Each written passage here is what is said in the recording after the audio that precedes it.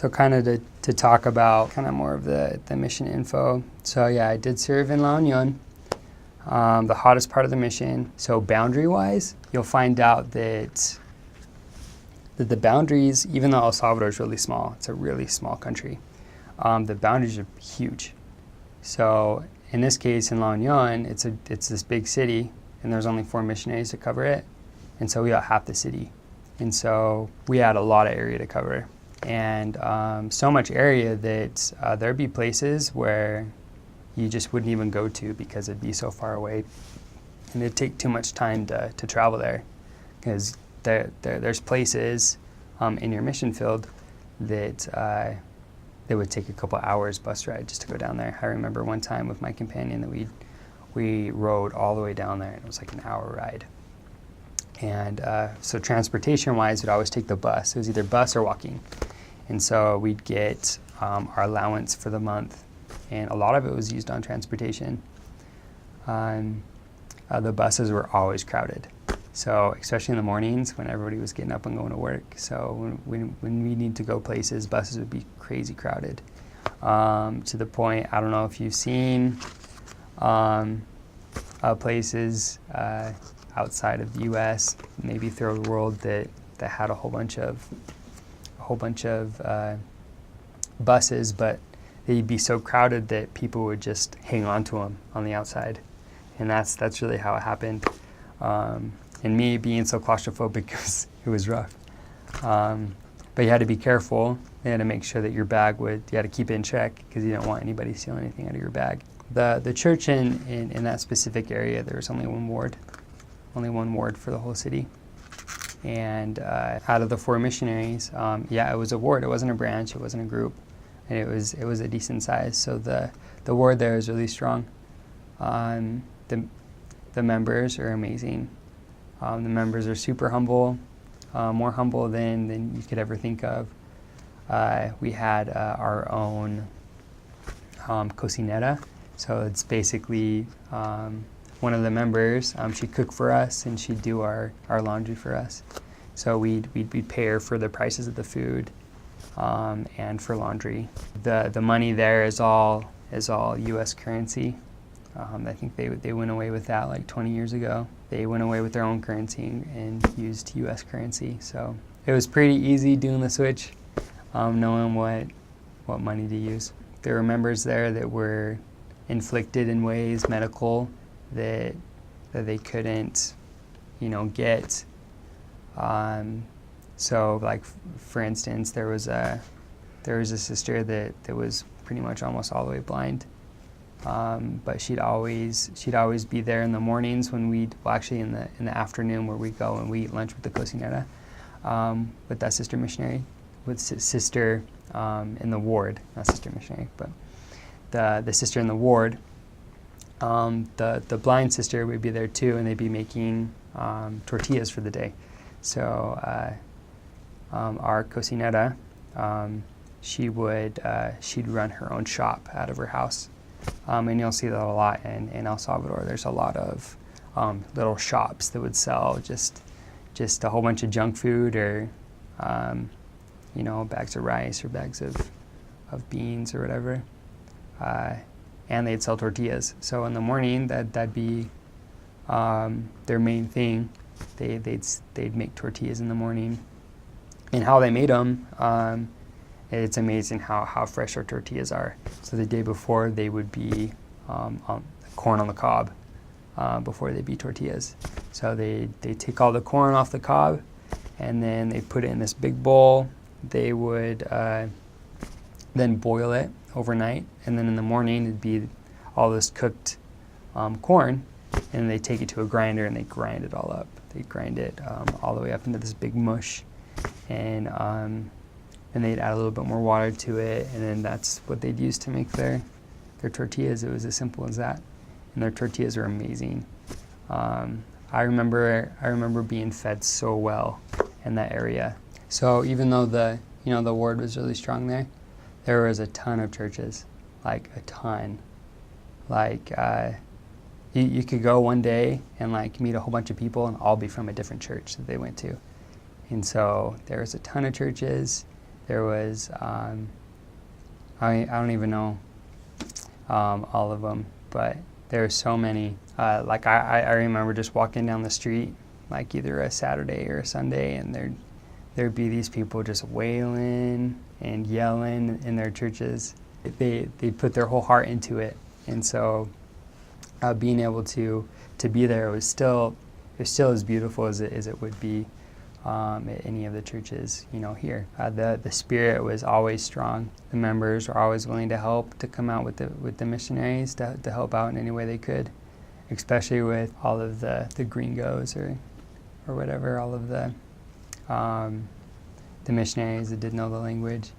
They'd always be out there to help them. So the temple, there's actually a temple in El Salvador, even though it's small. It got dedicated in 2013, actually. No, 2012. I was wrong. In 2012, it got dedicated, just smack dab in the middle of San Salvador. It was just outside of our mission. There's 3 missions in El Salvador. There's the El Salvador, San Salvador East, and that was the mission I was in.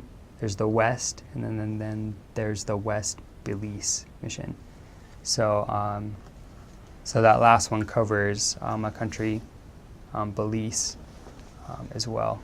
Still, even with it being so small, it was like, I think from end to end, from one end of the country to the other end, it was a good 12 or 14 hour bus ride. I remember when we would travel from La Union to the mission home, that'd be the longest bus ride out of everyone. So we'd have to get up at like 2 in the morning and hop on the bus and just travel. And the thing is traveling for hours, it's like $1 per city. And so with the 6-hour bus ride, it'd only be like $6. And then taxis were a big thing there too. So you have to take a taxi to places. So if I were to say the church there was pretty established. I mean, with there being a temple, it was really, really established. A stake would cover several cities, and so a stake there would have just like a regular stake here, would have like 6 or 7 stakes, but in that would be a whole zone would have a stake, kind of thing. So and there was only like 7 or 8 stakes in the whole mission, and so there was only that many zones.